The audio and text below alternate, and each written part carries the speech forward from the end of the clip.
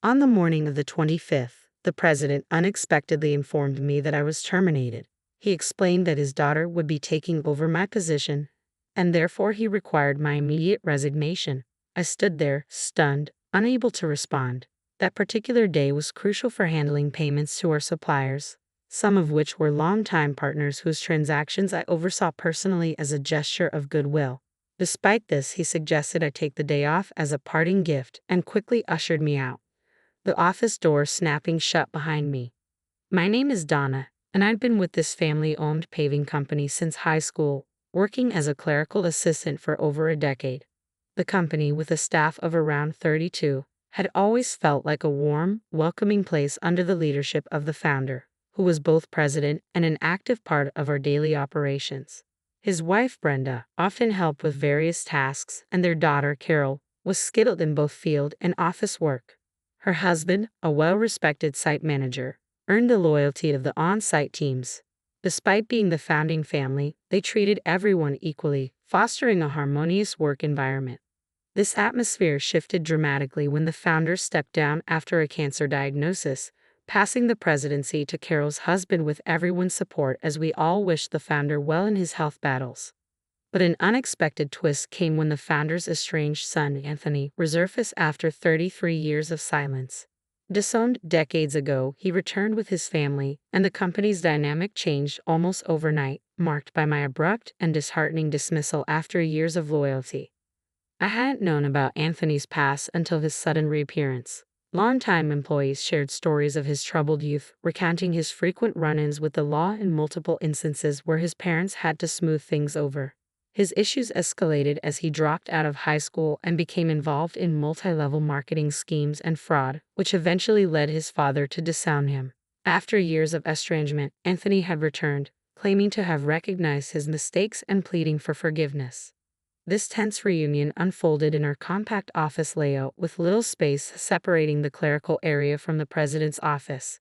He expressed his desire to start anew and work for the company, but given his past, it was hard to take his intentions seriously.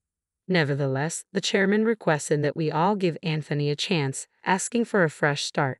Carol and the other senior employees, aware of Anthony's checkered history, struggled to embrace his return but respected the chairman's wishes.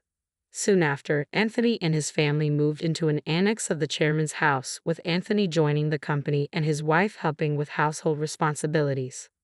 I only saw their daughter once during a brief visit to the office. She looked like a college student. The chairman was convinced that Anthony had genuinely changed after enduring hardships, and Brenda was thrilled to have her son back, hoping it would restore unity within both the family and the company. But this optimism faded quickly. Before long, Anthony began stirring up tension, insisting that, as the eldest son, he was the rightful heir to the presidency. This bold claim soured his relationships with Carol and her husband, the site manager. Despite putting on a diligent front around his father, Anthony contributed little real work and frequently belittled the value of physical labor and those who performed it. His dismissive attitude toward the staff, whom he referred to as mere worker ants, swiftly alienated him. Several younger employees were so demoralized by his behavior that they felt compelled to approach the chairman directly, explaining they could not work under such conditions. Despite these concerns, the chairman and Brenda tried to mediate, urging patience and a broader view of the situation. Meanwhile, the chairman's health deteriorated, possibly from stress, leading to his hospitalization 5 months ago. During this vulnerable period, Anthony unilaterally declared himself president, ignoring the staff's preference for the original succession plan, which designated Carol's husband as the successor. Swayed by parental affection or perhaps clouded judgment, the chairman allowed this change, creating a deep rift within the company. Many employees saw this decision as biased and damaging to the company's previously positive atmosphere. With morale plummeting, Carol and her husband quietly took on the burden of keeping the company afloat.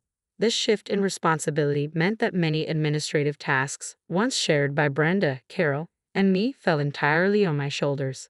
I often found myself working late into the night to keep up. Meanwhile, Anthony's commitment was minimal. He spent much of his time at hostess bars, betting on horse races, and gambling.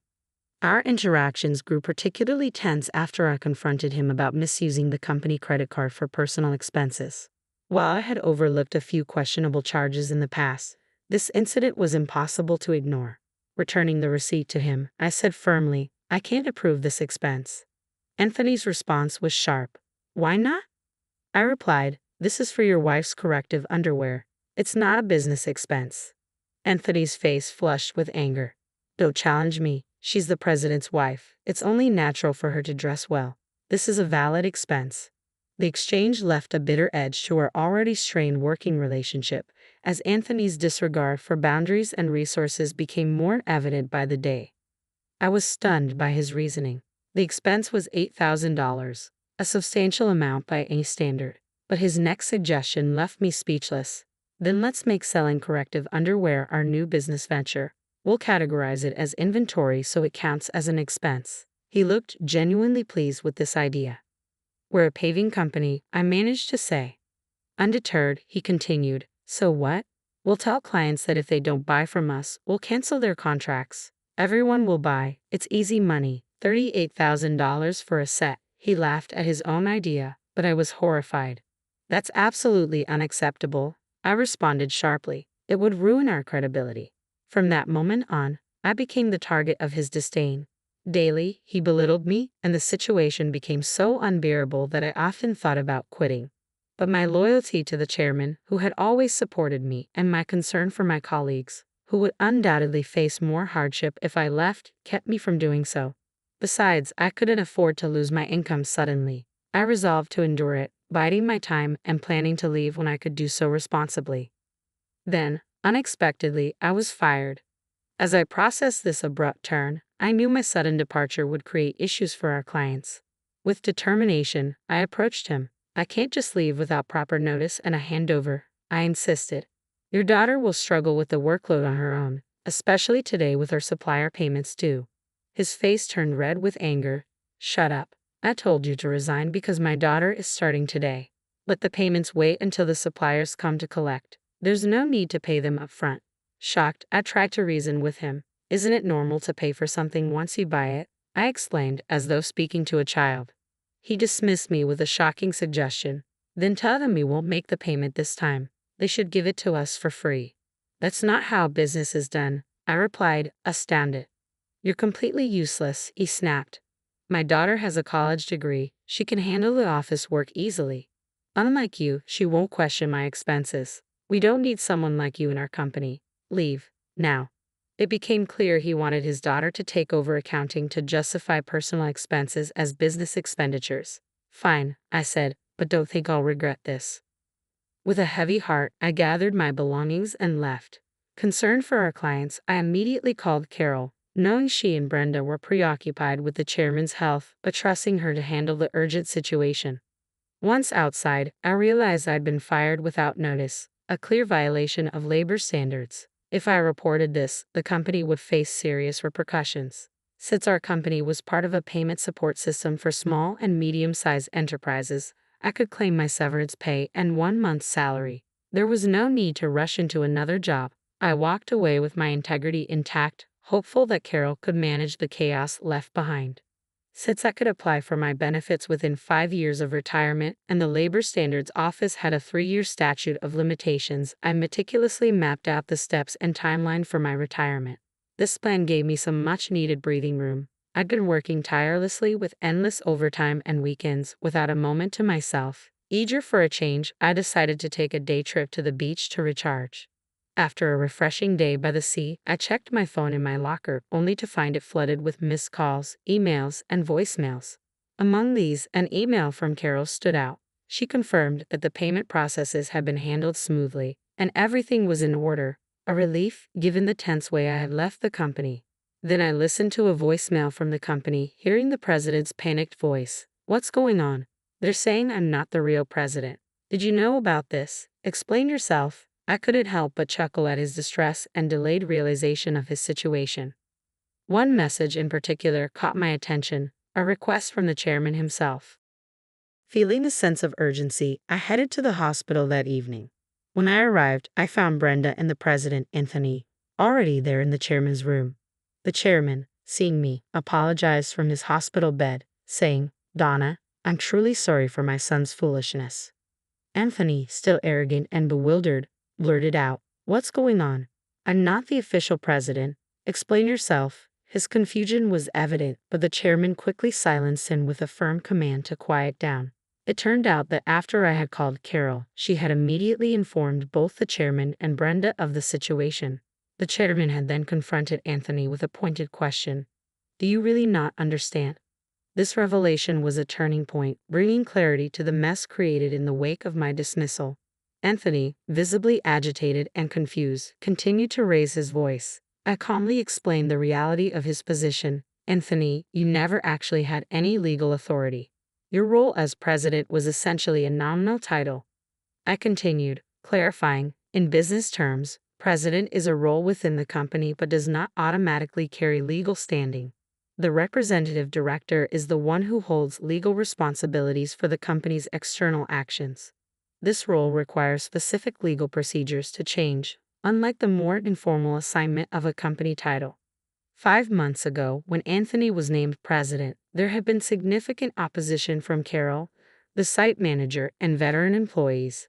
To keep things running smoothly, I had suggested a compromise. Anthony would act as a figurehead president, while the chairman retained his legal status as the representative director. With a growing understanding of these distinctions, it was clear that the chairman's trust had been in my knowledge of the company's operations and legal requirements. I understood the implications clearly. The plan was straightforward. If Anthony showed true commitment and earned the trust of the employees, we would start the formal process to make his presidency official. However, if he failed to prove himself as a capable leader, our contingency plan involved either removing him or possibly closing the company altogether, allowing Carol and the site manager to start a new venture. While people like Carol had their doubts, the chairman and Brenda held on to hope for Anthony. That is, until he unjustly dismissed me. This finally opened their eyes to his unsuitability for leadership. If you want to lead, you need to respect and support your employees, the chairman had often reminded Anthony. But Anthony, in his usual dismissive way, brushed it off. It's not a big deal, right? Can't we just take care of the formalities now? No, it's not that simple, the chairman explained patiently. Our company offers stocks to employees who wish to invest, and many have done so. Donna, for example, owns 15% of the company, making her a major shareholder. We can't just ignore her position. This exchange underscored Anthony's fundamental misunderstanding of the responsibilities and ethics of leadership. His face turned pale as he began to grasp the seriousness of his role. I don't own any shares, he stammered, clearly shaken. With a sigh, the chairman replied, I intended to pass my shares to you once you prove yourself worthy as president. I'm disappointed. Were you only interested in the wealth, thinking I had little time left? The chairman's voice trailed off, filled with despair, and he sank back, emotionally drained. Brenda, standing by him, remained silent, visibly troubled by the situation. Defiantly, Anthony muttered, I'm the eldest son. What's wrong with claiming what's rightfully mine? The company belongs to me. His words only deepened the chairman's disappointment. I can't allow this to continue, the chairman declared firmly. As the representative director and a shareholder, I hold the authority to call a shareholders' meeting to discuss your removal. I seized the moment to speak. Mr. President, I no longer wish to work under your leadership. I'm resigning effective immediately. However, I expect my severance, 1 month's salary, and payment for all unpaid overtime and holiday work. I added, as a shareholder, I'll also pursue action through the Labor Standards Office to remove those harming the company. As I spoke, Anthony's expression shifted from shock to pure dread. I continued, Carol has been visiting clients and informing them about our new company, and many have already decided to switch over. Most of our employees are planning to join us as well. That's impossible. I'll sue you. Anthony shouted, his voice breaking, but his threats were empty as the decisive actions we'd taken had already set the stage for a significant shift. The chairman, standing his ground, asserted, I am the representative director. You don't have the authority to make such decisions. Anthony collapsed, a picture of defeat. Watching him, I felt a mix of regret, disappointment, and a sense of closure. Mr. President, I said, addressing him with finality, it's unfortunate it had to end this way. If you had only tried to learn and adapt, things might have been different. But this is the result of your choices. In the aftermath, the chairman made the difficult decision to close the company, leaving Anthony without a position.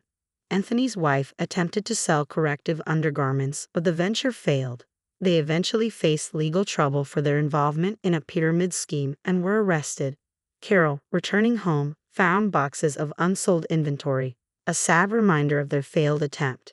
Meanwhile, their daughter found work elsewhere, though I don't know the details. I am now happily employed at the new company Carol and the site manager established. Here, I value my relationships with colleagues and the genuine supportive work environment we've created. This experience taught me the importance of ethical leadership and the invaluable strength of a workplace built on integrity and respect.